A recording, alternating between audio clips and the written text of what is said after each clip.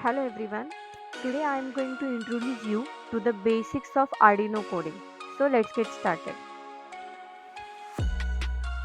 So the programming language used for coding Arduino board is a C++ programming language. So C++ is a readable programming language which human can understand easily. Before starting with the actual Arduino programming, we should know few basics of the C programming or the rules of the C programming.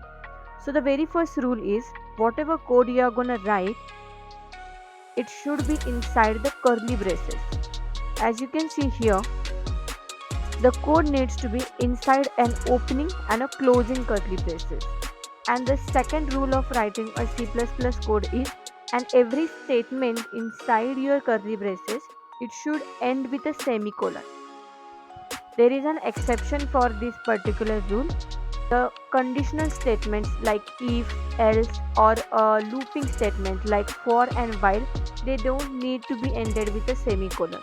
But the other statements, they needs to be end with a semicolon. Otherwise, it will throw an error in the code. So that's a basic rule of programming in C++. Next, the data types used in C++. So first of all, what do we mean by a data type?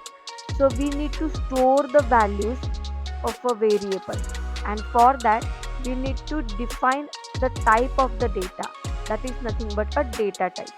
So in C++ mainly we are going to use these 5 data types. The first data type is integer.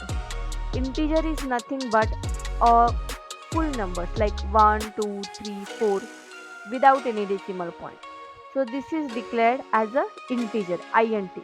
Then second data type is a float. So float is nothing but a numbers with a decimal point. Then we have a double. Double is an extended version of float, we can say, where you have a highly precise decimal values. Then we have a character. So character is nothing but an alphabets or alphanumeric numbers, but there is one condition. It needs to be enclosed with a single quote. So character is for alphabets. Then we have a boolean. So boolean is nothing but true or false. So this is all about the data types, and whenever you have to define a variable in C++, you need to declare the data type prior. Means if I have to declare a variable age, then I have to declare its data type. So in this particular case, it will be int age is equal to whatever the value you want to store.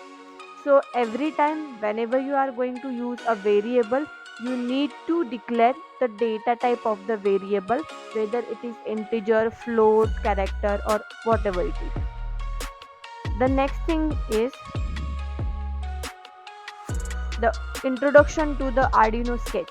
Now sketch is nothing but a Arduino program. There are by default two functions available. The first function is setup and the second function is loop. Now what is setup and what is loop? We'll discuss this now. So setup function is nothing but all the initialization of the programs are done here.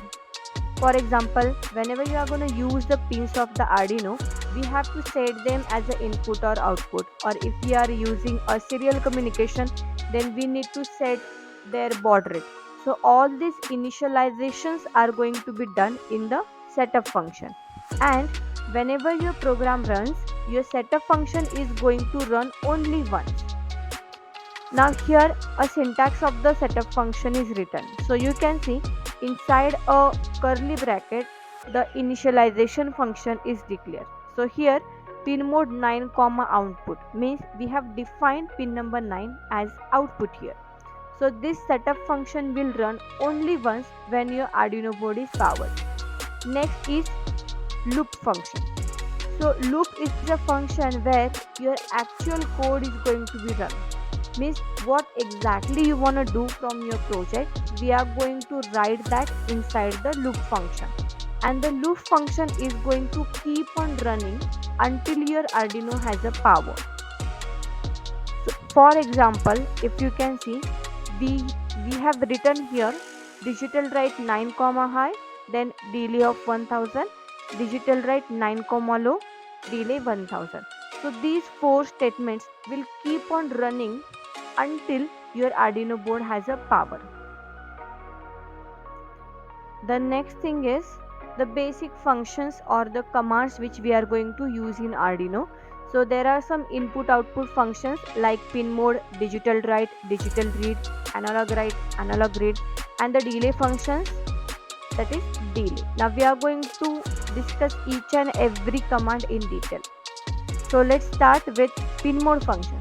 So pin mode function is used to define the mode of the pin which we are going to use. We are going to connect devices to the Arduino like LEDs, buzzer, or we are going to connect few sensors. So we need to define whether a particular pin we are going to use it as an input or output. So for that a pin mode function is used. Now let's see the syntax of the pin mode function. So you have to write pin mode where the M will be in a capital, and in bracket you have to give two values.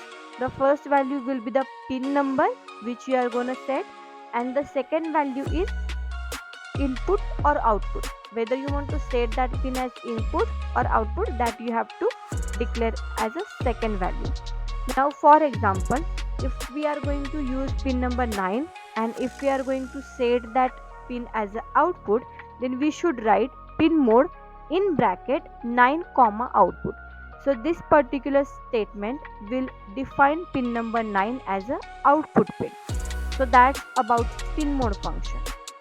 The second function which we use is a digital write function. So this function is used to send a digital value on digital pins.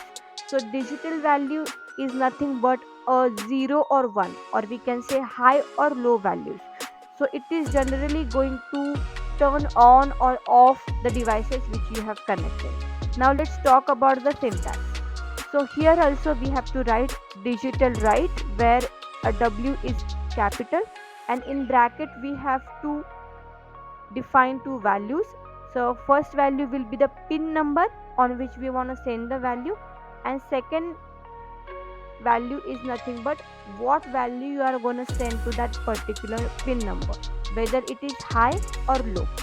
Now for example, if we have to turn on a device connected to pin number 9, then we should make that particular pin high. So in this particular case we have to write digital write in bracket 9 comma high, means it is going to send high signal on pin number 9. So that's all about digital write function.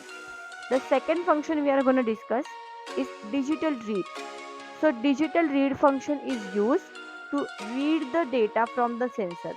We have a lot of sensors available. So some sensors are analog, some sensors are digital.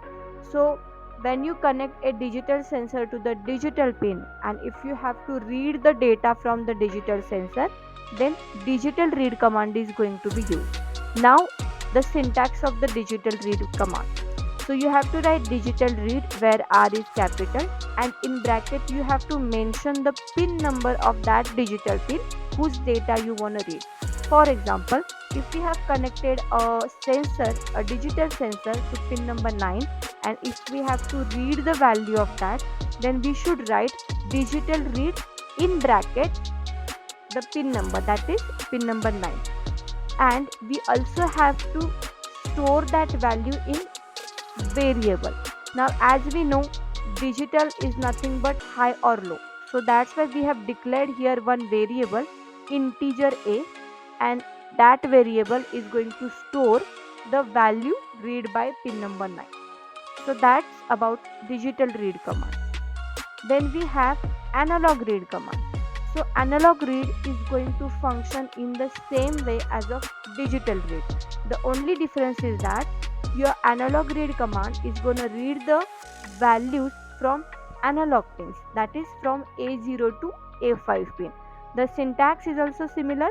You just need to mention that pin number inside the bracket, whether it's A0, A1 and so on. So here for example, if you have connected a pin to A0, then you should write value is equal to analog read in bracket that pin number. So that's about analog read command. Now whatever the value you will get from the analog read function, it will always lie between 0 to 1023. The next function is analogWrite function. So analogWrite function is generally used to generate a PWM wave.